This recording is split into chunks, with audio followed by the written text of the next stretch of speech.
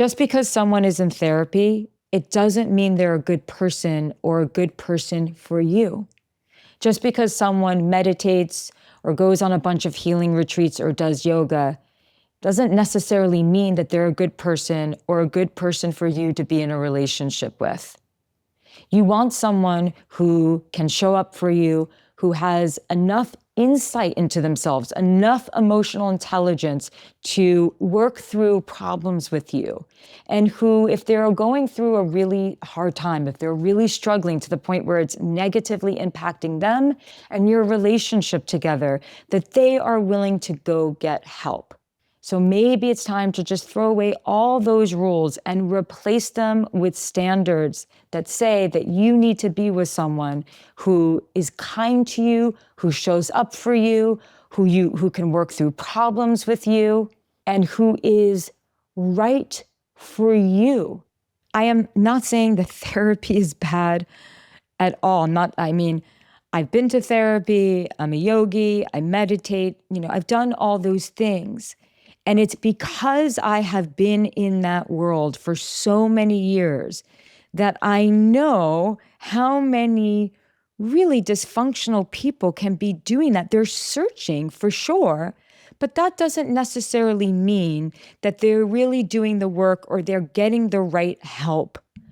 And it also doesn't mean that they have the tools to actually be in a relationship, or they have the tools to be in the relationship with you. Because this isn't necessarily about demonizing anyone. This is about finding the right person for you. And like I said, it's not about making that disqualifies anyone. But something that I want you to consider is this. Don't you think it's important to understand why they're in therapy? I've known people go to therapy because they have severe anger management problems. And because of that, they have participated in abusive relationships. That's not the person that you really want to date. That's different than someone being like, I want to unpack my past. I want to become more emotionally intelligent. I want to work on some patterns. Two of the most dysfunctional people I've ever dated were in therapy. And again, I really, really want to emphasize this. I am a daughter of a psychiatrist. Some of my closest friends are therapists. I am deeply entrenched in the therapy world. My mentor is one of the biggest therapists in the world. I have incredible coaches. I am deep in this world. I am all for it. But I am not all for this trend that's saying, well, if they're not in therapy, then they're not emotionally intelligent. That is absolutely not true. There are many different ways to heal. And there are some people, and I hear a lot of women say this when they're talking about men.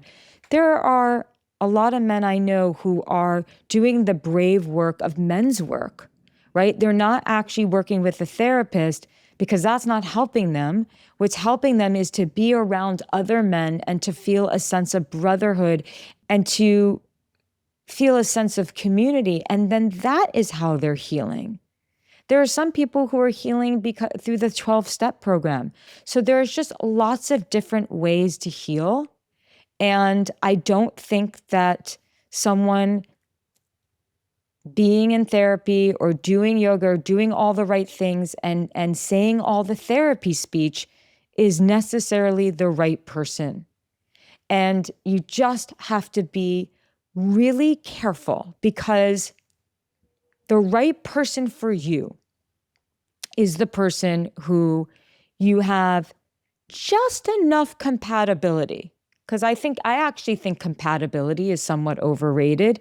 You don't want someone who's exactly the same as you. You want to have just enough compatibility that you can build a life together and enjoy a Sunday afternoon together.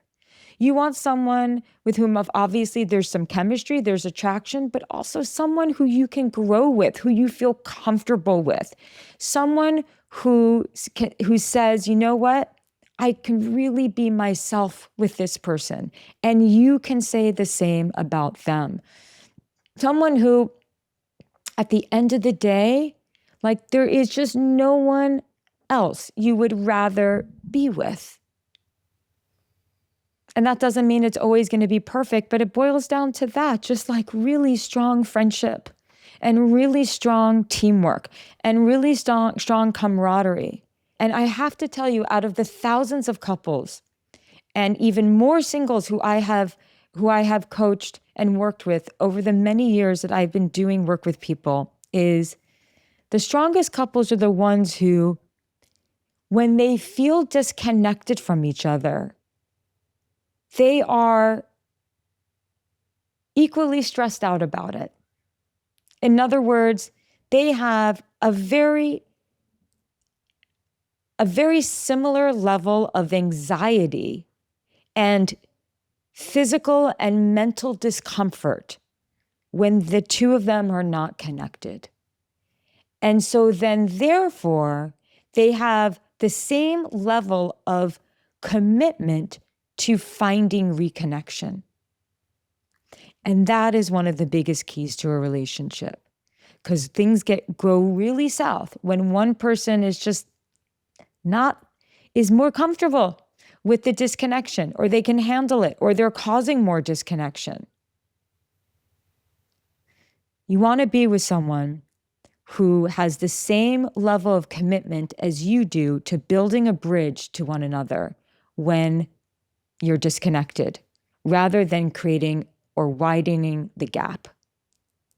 And whether that person is in therapy or not is irrelevant when it comes to that.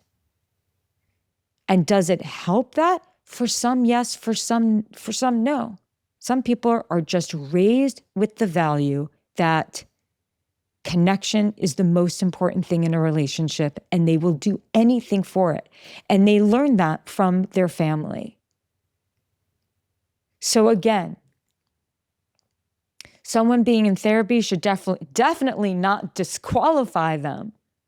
But just because they are in therapy doesn't mean that they are a good person. And even if they're a great person, it doesn't mean that they are great for you. So if you are going to think about who is right for you, discover their character. Discover how they actually treat the people closest to them, not the charity that they might give to strangers, which, by the way, is a lovely, amazing thing, but actually how they treat the people closest to them, including you.